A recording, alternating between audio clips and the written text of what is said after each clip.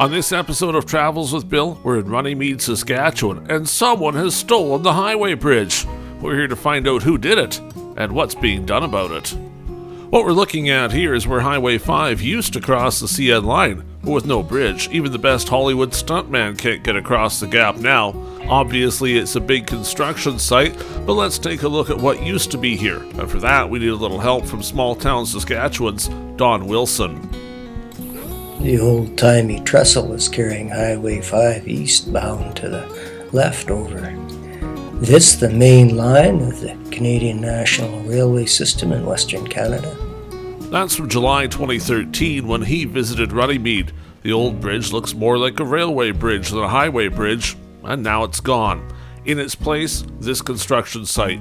Here's train view as we travel through. Okay, it's not really a train. You can tell we're not staying on the track perfectly, but this is what you would see if you were driving a train through the construction site. Obviously, you'd be going a little slow here just in case. A brand new bridge is under construction. This one's going to look a lot more like a highway overpass than like a train bridge going the wrong way. See the sign, the 40-35? That's the speed limit sign for the railway. Saskatchewan government is spending $6 million putting in a new bridge at Runnymede, Saskatchewan. But it's the middle of winter and the new bridge just isn't happening. That's part of the story of why we're here, because the bridge, well, it's still missing even after much trying to fix it. If you're traveling down Highway 5, you end up at a road closed sign. There's a pretty massive detour too. It's miles long over gravel roads, and it's a bit entertaining in the winter, but it was never intended to be a winter detour. Seeing how we're here, we should take a peek at Runnymede itself. The rail line arrived here in 1903 and named the village. There's been a post office for some time called Runnydale. 1912, a school district was organized, also called Runnydale. An elevator was built, then another, and by 1918 there were a couple stores, lumberyard, and more. In 1950, Runnymede became a hamlet with a population of 125. These days, the census claims 15 people live here. The Runnymede Hotel was a favorite. It had 4 guest rooms and a beverage room. It was built in the 1930s and burned down in April 1982. As you can see, the Runnymede Community Hall is here, along with a little playground. There's a spot here for locals to get some water, and of course there's what's left of the Runnymede Post Office. These days it's nothing more than a community mailbox that everyone can drop by and check their mail at. One of the good parts of detouring Highway 5 is you get to see a little bit more of the area, and as you travel out of Runnymede down the gravel road, well, you find one of the quaintest little signs around. It warns you there could well be cows here, and they may also have some horns. I suggest you watch out for them. As you keep on going down the road, you get to the railway crossing. Now here you're actually crossing not only the main line, but also the siding track as well. You'll notice there's no electronic crossing, but then what are those blue marks on the track doing? Is that something to do with the crossing detection? Well, normally those are yellow, so what makes them be blue? It's actually a gauge change in the rail. You see, the siding itself is a different size of rail than what's actually going across the road.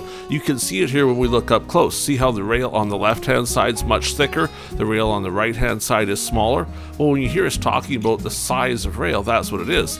See the numbers there? It's 100-pound gauge to the left, 85-pound on the right-hand side. That's why the track looks so much different. The little blue thing marks where it changes, because the railway guys kind of need to know that stuff when they're doing track maintenance. Speaking of the rail on the actual siding itself, look at this, 1913. Well, we know the railway came through in 1903, so it's been replaced once upon a time, probably when they did a little work here, but otherwise, it's almost original. That red building down the way, well, that is one of the previous elevators in Runnymede. This particular one was built in 1923. It's all that's left standing, but there used to be a lot more elevators here. Even just a few years ago, there were 2. Well, here's a peek at that same elevator with the federal one in the background. It was a little bit taller and, of course, a lot more silver looking as well. It burned down. In fact, some of the remnants of it can still be seen on the ground if you're here in summer. Well, that's a nice looking train coming on by there. I wouldn't recommend spending a lot of time in this elevator, but as you can see, you could get in if you really wanted to, but, it's certainly showing its age at this point. In fact, look at the stairs here. Now, I wouldn't have been brave enough to ever go up those stairs, but certainly it's not time to go up them now. They're built on the outside of the building, and they've certainly seen better days. But a testament to who built them. They're still hanging on through all the years of snow and ice and everything else that's happened to them. to be there in as good a shape as they are. Now, of course, some people would say, oh, you should tear down every old elevator, it's a danger, it's horrible, it's an eyesore. I actually kind of like when they're left behind because it's neat to be able to see them. I hate when elevators get torn down, and even this one, I know it's not going to be particularly long for the world, it will fall down on its own eventually. I still prefer that, though, to the wrecking ball getting them.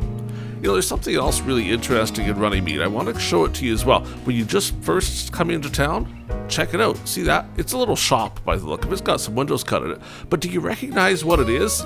It looks to me like that is one of the tanks from the old refinery at Kamsack. We're not that far off of Kamsack here. In fact, we have an episode planned coming up later this year on the old refinery at Kamsack, and we'll tell you more about that tank and why you might find it in Runnymede instead of where it should have been, just down the road in its original home. Well, let's then finally answer the question of who stole the bridge. The answer, unfortunately, time. The old bridge just too old. It had to be replaced because it wouldn't last forever. But then COVID got in the way as well. It was supposed to be a summer project in 2021 and should have been wrapped up before winter. Unfortunately, they couldn't get the steel they needed to finish the project. They had to suspend work, keep the detour open all throughout the winter, and now in the spring of 2022, they'll get back at it and hopefully be able to finish this to get Highway 5 routed across the railway track the proper way once again. Well, that's it for this episode of Travels with Bill. Why don't you subscribe to the channel? We'd love to have you as a subscriber, and then you would see all our latest episodes the day they come out. While you're at it, click that thumbs up button and leave a comment with where you think we should travel next. Farewell for now from Runnymede, Saskatchewan, along the CN line and what, well, should be Highway 5. We'll see you again next time on Travels with Bill.